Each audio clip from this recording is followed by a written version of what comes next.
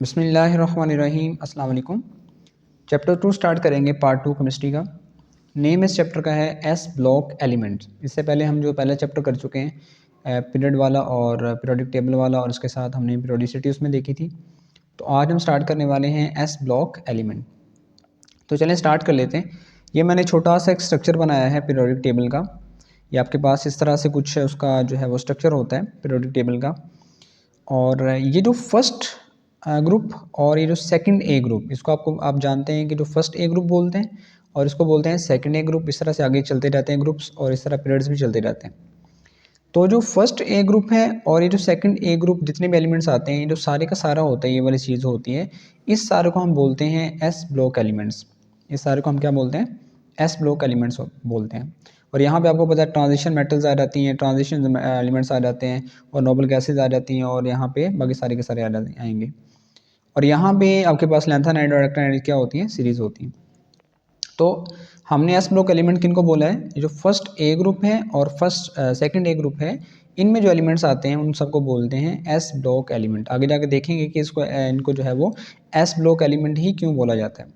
तो चलें देखते हैं। जो फर्स्ट ए ग्रुप होता है, इसमें होता है हाइड्रोजन है, लिथियम है, सोडियम है, पोटाशियम है, रुबिडियम है, सीजियम है, फ्रांशियम है। इसी तरह से आपके पास सेकंड ए ग्रुप के अंदर होता है ब्रिलियम होता है, मैग्नीशियम, कैल्शियम, स्ट्रोंशियम होता है, बेरियम है और रेडियम है। तो ये इन सबको मिला के हम बोलते हैं इन सबको एस ब्लॉक एलिमेंट्स। अब हम देखते हैं कि इनको एस ब्लॉक एलिमेंट्स ही क्यों बोला जाता है। तो मैंने यहाँ पे ये लिखा हुआ है कि आपके पास जो फर्स्ट ए ग्रुप है and second A group, first A group and second A group elements are called or known as S block element. इनको हम क्या बोलते हैं जी? एस ब्लॉक एलिमेंट्स बोलते हैं। जैसे मैंने फर्स्ट की एग्जांपल लिए हुए, सोडियम का एटॉमिक नंबर 11 होता है। इसकी जो कन्फिग्रेशन होएगी वो आएगी 1s2 2s2 2p6 3s1। ऐसे ही मैग्नीशियम का 12 होता है 1s2 2s2 2p6 इस तरह 3s2। और पोटाशियम का होता है 19 1s2 2s2 2p6 3s2 3p6 और 4s1। तो आप देख सकते हैं स्टूडेंट्स, यहाँ पे ना इनकी जो इलेक्ट्रॉनिक कन्फिग्रेशन है उनका जो एंड है, यहाँ पे देखें 3s1, यहाँ पे 3s2 और यहाँ पे 4s1। आप देख सकते हैं कि इनकी जो इलेक्ट्रॉनिक कन्फिग्रेशन का जो एंड है वो आपके पास एस जो सब शेल है उस पर हो रहा है। यहाँ पे भी एस है, यहाँ पे भी एस है, यहाँ पे भी एस है। ऐसे ही जो बाकी करेंगे तो सब का जो एंड होगा वो आपके पास कहाँ पे होगा? एस जो सब शेल होता है वहाँ पे होगा।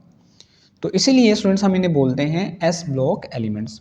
तो क्वेश्चन आपको पेपर में आ सकता है कि भी जो एस ब्लॉक एलिमेंट्स हैं इनको एस ब्लॉक एलिमेंट्स क्यों बोलते हैं। तो मैंने यहाँ पे क्वेश्चन लिखा हुआ है, why they are called as S block element. इनको हम एस ब्लॉक एलिमेंट क्यों बोलते हैं? तो चलें देखते हैं।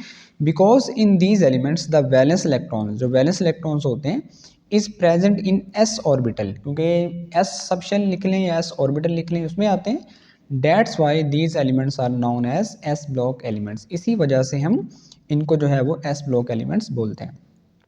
तो चलिए स्टूडेंट देखते हैं आपके पास एस ब्लॉक एलिमेंट क्या होते हैं। या तो फर्स्ट ए ग्रुप है या फिर आपके पास सेकंड ए ग्रुप है। अब जो फर्स्ट ए ग्रुप है ना, यहाँ पे दो ग्रुप है। यहाँ पे आपके पास फर्स्ट ए है और सेकंड ए ग्रुप है। ये जो फर्स्ट ए ग्रुप है इनको स्टूडेंट्स हम बोलते हैं अल्कली मेटल्स। और याद रहे कि इसमें जो हाइड्रोजन है इसको स्किप करके, याद रहे बार बार मैं बता रहा हूँ आपको कि जो हाइड्रोजन है इसको हम यहाँ पे इसके अंदर इन्वॉल्व नहीं करेंगे। एक्सेप्ट हाइड्रोजन, आपकी बुक में लफ्ज़ यूज़ किया है accept hydrogen.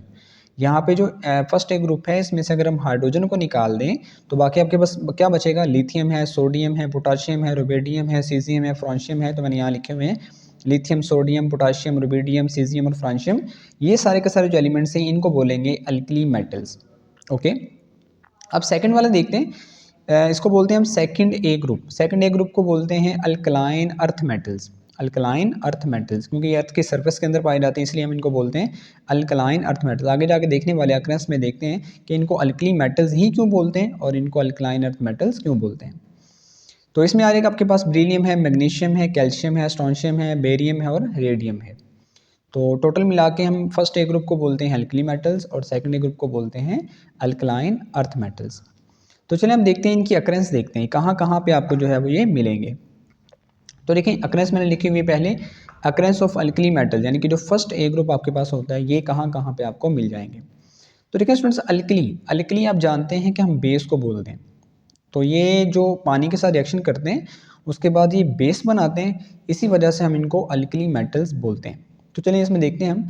Alkali metals are not exist in free state. तो याद रहे कि जो लिथियम है, सोडियम है, पोटाशियम है, रुबिडियम है, सीजियम है, फ्रांशियम है, ये कभी भी आपको अकेले नहीं मिलेंगे, ये किसी न किसी के साथ मिलकर रहते हैं, कंबाइंड फॉर्म में रहते हैं। तो alkali metals are not exist in free state, ये फ्री स्टेट में नहीं मिलेंगे। And they are found commonly in combined state, ये कंबाइंड स्टेट में मिलेंगे लाइक NaCl, जैसा कि आपके पास NaCl होता है। दूसरा पॉइंट देखते हैं, लिथियम मेटल इज अकर इन स्पोडोमाइन। स्पोडोमाइन का काफ़ी दफ़ा जो है वह शॉर्ट क्वेश्चन भी पूछा जा चुका है। तो इसका फॉर्मूला ये होता है LiAlSiO3 ट्वाइस, तो ये फॉर्मूला आप याद कर लें। तो जो लिथियम होता है वो स्पोडोमाइन की फॉर्म में आप जो है वो नेचर में पाया जाता है। आगे, sodium is exist in salt and sea water. आपको पता है जो समंदर का पानी होता है वो नमकीन होता है क्योंकि उसमें सोडियम होता है। तो सोडियम जो है वो साल्ट्स के अंदर पाया जाता है, और जो सी वाटर है, समंदर का पानी होता है, उसके अंदर पाया जाता है। Rubidium is rare earth metal. जो रुबिडियम है बेसिकली, ये आपके पास जो है ये रेयर अर्थ मेटल है, बहुत कम मिलेगी आपको। रेयर बोलते हैं जो बहुत चीज़ कम मिले, ये ज़मीन के अंदर बहुत कम पाई जाती है, इसलिए हम बोलते हैं रेयर अर्थ मेटल। इसके अलावा स्टूडेंट यहाँ पे सीजियम है, तो सीजियम का जो रिएक्शन है, इस रिएक्शन की रफ्तार बहुत ज़्यादा रिएक्टिव होता है। ये जो सीजियम है ये बहुत ज़्यादा रिएक्टिव होता है, तो इसे जो है वो बहुत कम यूज़ किया जाता है, ये बहुत कम आपको मिलेगा। Francium is radio active element and can be prepare in lab. और जो फ्रांशियम है ये बहुत ज़्यादा रेडियो एक्टिव होता है।